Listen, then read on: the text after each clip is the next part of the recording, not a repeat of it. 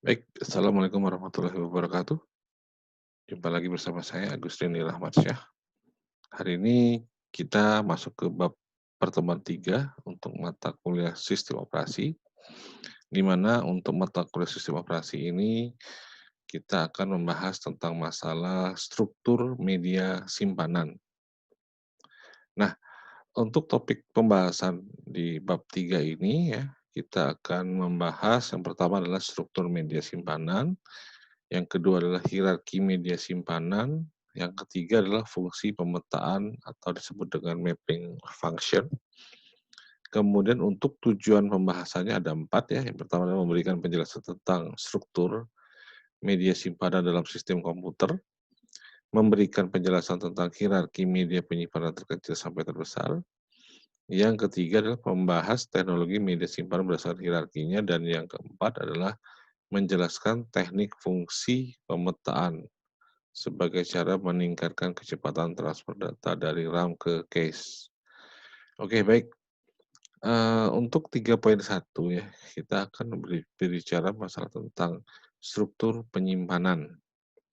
Jadi kalau kita berbicara masalah penyimpanan itu pasti hubungannya dengan yang namanya memori atau memori utama. Memori utama itu biasanya adanya di RAM, Random Access Memory. Nah, memori utama adalah satu-satunya tempat penyimpanan yang dapat diakses secara langsung oleh prosesor. Idealnya, program dan data secara keseluruhan dapat disimpan dalam memori utama tersebut secara permanen. Namun demikian, hal ini tidak mungkin dikarenakan pertama adalah ukuran memori utama relatif kecil untuk dapat menyimpan data dan program secara keseluruhan. Yang kedua adalah memori utama bersifat volatile, jadi tidak bisa menyimpan secara permanen. Apabila komputer dimatikan, maka data yang tersimpan di memori itu akan lenyap atau hilang. Nah, kalau kita lihat di sini, ini adalah hierarki storage ya, dari hierarki yang ada.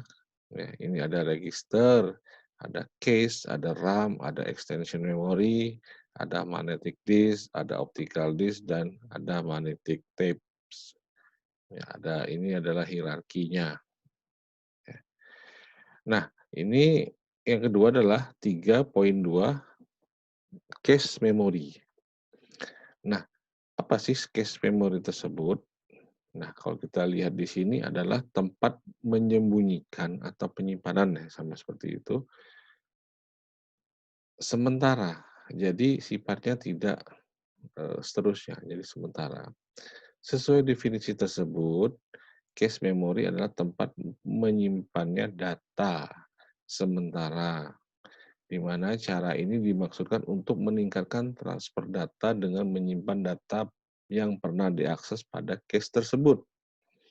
Sehingga apabila ada data yang diinginkan diakses adalah data yang sama, maka akses akan dapat dilakukan lebih cepat.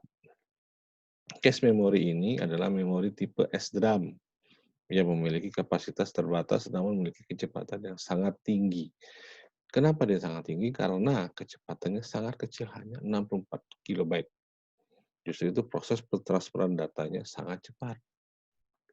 Nah, eh, ke, eh, memori tipe SRAM ini memiliki kapasitas terbatas, yang tadi saya bilang terbatas karena dia hanya kecil, menyimpannya hanya 64 KB. Namun memiliki kecepatan yang sangat tinggi dan harga yang lebih mahal dari memori utama. Nah, cache ini terletak antara register dan RAM memori utama, sehingga pemrosesan data tidak langsung mengacu pada memori utama. Seperti itu pengertian daripada cache-nya tadi ya.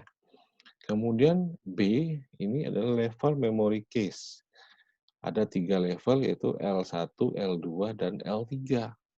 L1 itu adalah level 1, ya, di mana cache memori terletak dalam prosesor atau cache internal. Cache ini memiliki akses paling tinggi dengan harga paling mahal. Nah, ukurannya kecil ya, ada 8 KB, ada 64 KB, dan 108 KB. Nah, itu level pertama daripada case. Kemudian ada level kedua. Level kedua itu berkisar antara 256 KB, 256 kilobyte, sampai dengan 2 megabyte.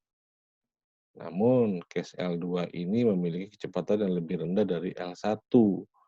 Karena kenapa? Karena dari segi, penyimpanannya dia juga beda. Ini 8, 64 sampai 128 KB, ini sampai 2 MB ya. Jadi otomatis lebih cepat yang ini. Lebih cepat yang L1 maksudnya ya. Kemudian, sedangkan cache level 3 ini hanya dimiliki oleh prosesor yang memiliki unit lebih dari satu, misalnya dual core dan quad core. Fungsinya adalah untuk mengontrol data yang masuk dari cache L2 dari masing-masing inti prosesor ya, seperti itu. Jadi L3 ini dikhususkan untuk yang dual core dan quad core ya. Kemudian yang C, cara kerja memory cache. Jika prosesor membutuhkan suatu data, pertama-tama ia akan mencarinya pada cache. Jadi cari dulu ke cache. Jika data ditemukan, maka prosesor akan langsung membacanya dengan delay yang sangat tinggi. Ya. Jadi delay yang sangat tinggi ini maksudnya eh, waktu pencariannya yang sangat lama gitu ya. Tetapi jika data yang dicari tidak ditemukan, prosesor akan mencarinya pada RAM yang kecepatannya lebih rendah. Ya. Tapi pada umumnya, cache dapat menyediakan data yang dibutuhkan oleh prosesor, sehingga pengaruh kerja dibutuhkan oleh prosesor sehingga RAM yang lambat dapat dikurangi. Ya. Dengan cara ini, maka memori bandwidth akan naik dan kerja prosesor menjadi lebih efisien, jadi lebih stabil kerjanya. Dengan adanya seperti itu. Nah, di sini ada dua jenis cache yang sering digunakan dalam dunia komputer. Yang pertama adalah memory caching dan disk caching.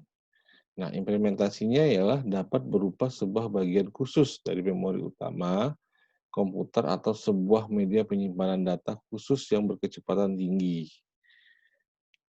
Nah, yang selanjutnya adalah 3.3, itu adalah mapping function. Mapping itu berarti menempatkan ya. Jadi mappingkan ya. Proses transfer data dari ke memori utama atau dari register CPU dilakukan per karakter, per bagian, per blok-blok gitu ya. Itulah disebut dengan mapping. Untuk itu, agar CPU tidak menganggur terlalu lama, digunakan bantuan cache sebagai perantara CPU dengan memori. Jadi, untuk pertukaran data antara CPU dengan memori itu dia membutuhkan namanya cache. Sehingga, CPU tidak memori, apa namanya, CPU tidak menganggur terlalu lama gitu. Nah, sedangkan pengiriman data dari atau ke cache ke atau dari memori dilakukan per blok atau per bagian-bagian ya. Nah, di sini ini adalah gambaran daripada proses pentransferan data ya antara CPU, cache, memori utama. Nah, di mana di sini adalah proses yang namanya proses baca tulis ya panah ini ya. Ini adalah blok pentransferan ya, bagian-bagian yang akan ditransfer ya, seperti itu. Nah, ada dua jenis case, di mana pertama adalah soft case ya, atau caching disk controller. Ini akan mempercepat akses data pada disk dengan menyimpan data yang baru saja digunakan dalam memori.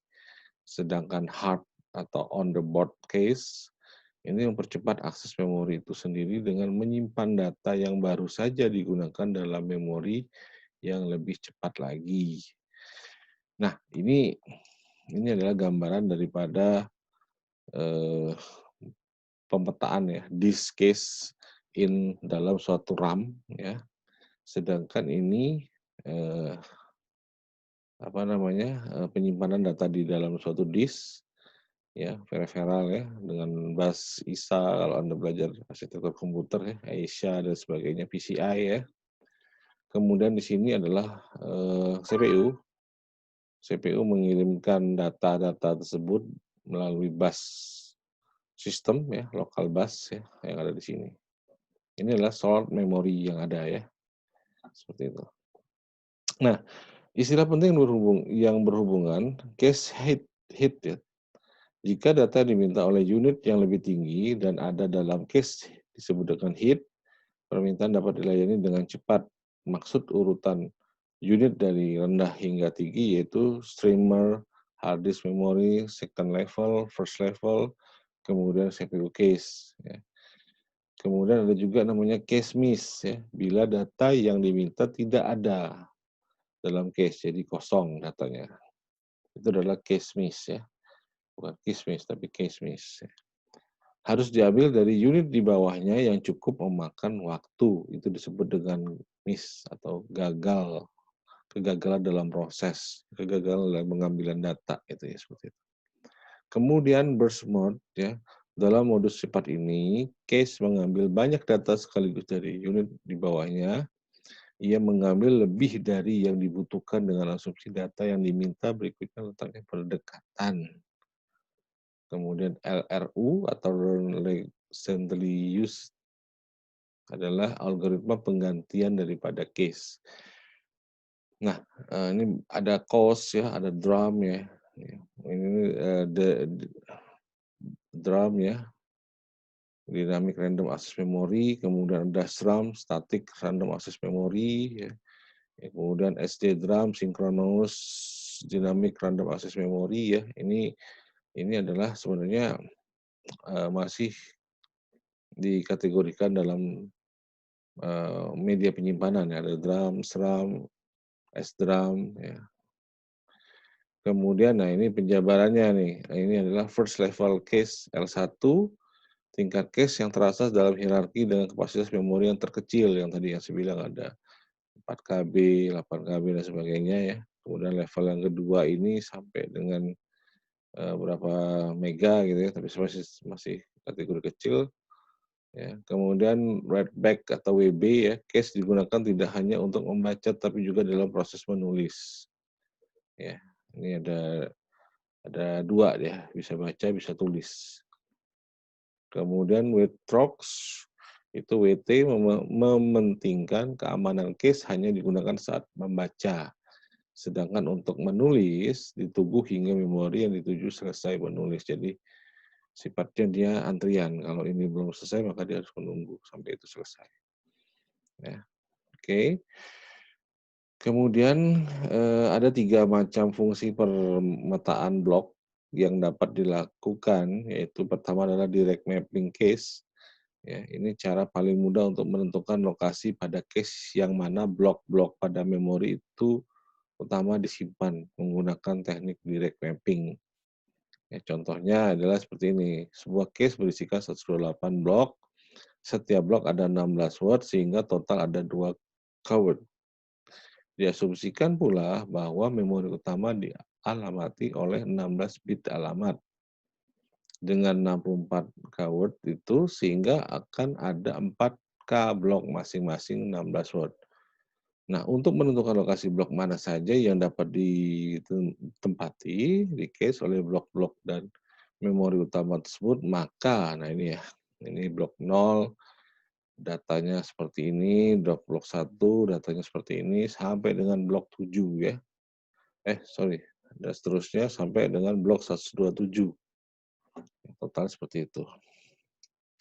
Nah, case-nya kita gambarkan seperti ini. Nah, ini tadi bloknya dari 0 sampai dengan 127 kita gambarkan. Nah, kemudian untuk memori utamanya itu sama, ya. Ini kan bloknya sampai dengan 409 paling tinggi ya. Sebentar, kita lihat blok yang paling tinggi tadi ada di titik, sebentar ya. Kita lihat ini ada di Ya, ini masih kita urutin ya dari blok 0 sampai dengan blok 257 masih ya, 257 ya, 257 ya ini ya. Terus ya, masih kita urutkan lagi sampai dengan blok 4095.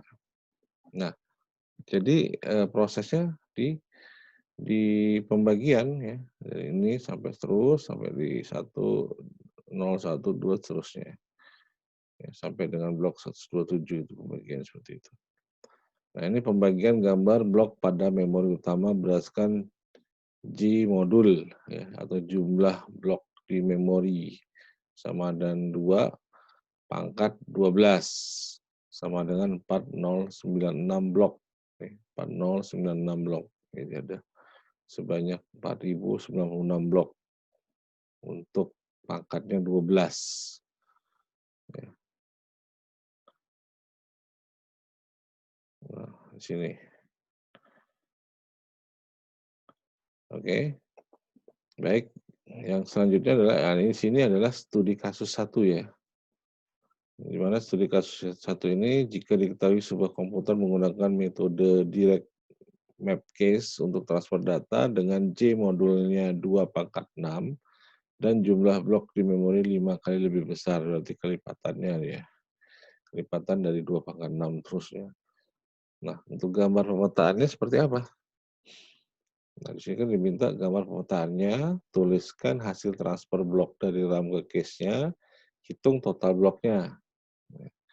Nah, kalau kita lihat pemetaan seperti ini dia. 0 sampai 63 ya. Kalau nggak salah 63 ya. 2 pangkat 6 kemudian jumlah blok di memori 5 kali lebih besar. Ya. Kemudian untuk RAM-nya dari blok 0 sampai dengan blok 2047. Ya, 2047. Nah, itu dikirimkan per satu-satu ya, bagian ini ya. Tuliskan hasil transfer blok dari RAM ke cache pada blok ke-16. Nah, kalau kita lihat di sini blok 16, kita tinggal hitung aja ada berapa blok yang sebelah sini ya. Cache pada blok ke-16. Ya, 16 taruh mana sini mungkin ya. Nah, setelah itu blok 80 sampai dengan blok ke-6, blok 16 di cache tersebut. Ya. Nah, di cache ya, di cache. Oke. Kemudian total blok yang ditransfer dari RAM ke cache adalah 6 dikalikan dengan 64. Ya. 64 ini maksudnya ya. 0 sampai dengan 63 kan ada 64 cache ya. Ya, 6. 6-nya berarti proses yang terjadi. Ya. Oke. Kemudian keterangannya 6 jumlah blok dalam tiap kali transfer dari RAM ke cache, sedangkan 64 itu adalah jumlah blok di cache-nya. Jumlah blok yang ada di sini. Cache-nya. Nah, kemudian untuk studi kasus kedua ya, jika diketahui sebuah komputer menggunakan metode direct mapping case untuk transfer data dengan G modul 2 pangkat 5 dan jumlah blok di memori 5 kali lebih besar, gambar pemetaan seperti apa, tuliskan hasil transfer blok dari RAM ke cache. Ya, kemudian hitung total blok yang ditransfer RAM ke cache, kemudian hitung sisa blok yang belum ditransfer ke cache. Nah, kalau kita lihat di sini ini pemetaan mapping-nya, ya, mapping function-nya 0 sampai dengan 31 ya. Kemudian di sini RAM-nya dari 0 sampai dengan blok 1023 ya, 1023. Nah, ini transfer blok dari RAM ke cache-nya ya. 0, 2, 3, 2, 6, 4 dan seterusnya. Nih. Kemudian pada blok 8, 40, 72, 108, 264, 250, 520 sorry. dari blok ke blok 8 yang ada di case, sedangkan hitungan total blok yang ditransfer dari RAM ke case adalah 6 dikali dengan 32 tadi, ya, 32 yang ada tadi, sama dengan 192. Maka total blok yang ditransfer dari RAM ke case adalah 192 blok, ini satuannya blok ya, blok. Hitunglah sisa blok yang belum ditransfer ke case 1224 ke 1292. Tinggal dikurangin aja, 1024 dikurang dengan 192 blok yang ada di RAM ke case tadi, ya. Sehingga hasilnya 832 blok ya. Oke, mungkin itu aja, presentasi dari saya. Yang berikutnya ini, sebenarnya sama ya, contoh kasus yang ada 5 contoh kasus ya, yang saya gambarkan di slide yang ada di sini. Tinggal nantinya Anda pelajari dan Anda bisa kembangkan ya. Nah, sama seperti ini, tinggal Anda cocokin saja mana dimaksud case-nya dan di mana yang dimaksud dengan RAM-nya. Angka-angkanya juga harus kalian kalian lebih teliti lagi ya, seperti itu. Nah, di sini ada 5 soal tadi ya, 5 studi kasus ya. Nanti Anda pelajarin. Kemudian ini ada latihan soal ya, ada sekitar 15 ya. 15 soal, mungkin Anda bisa kerjakan sekarang ya. Kalaupun, eee, belum selesai untuk dalam proses pengejaran pe pe apa, pengerjaannya, bisa nantinya dikumpulkan eee, pada hari Kamis ya, Kamis, besok lusa ya, lusa. Langsung aja dikumpulkan di, Google Classroom ya, PC. Seperti itu. Ini ada 15 soal yang mungkin nanti Anda bisa untuk, dibuat dan untuk sarana pelatihan. Baik, mungkin itu aja, materi singkat dari saya. Mungkin untuk lebih detailnya Anda bisa lihat di, eee, slide yang sudah saya kasih ya, materi-materi RPS dan sebagainya. Dan kalaupun ada pertanyaan mungkin Anda bisa ajukan di GC langsung atau di WA, yang ada di grup atau, WA dengan nomor telepon saya yang ada Anda bisa japri juga. Mungkin itu aja, dari saya. Akhir kata saya ucapkan selalu sehat, jaga kondisi tubuh. Wassalamualaikum warahmatullahi wabarakatuh. Selamat siang.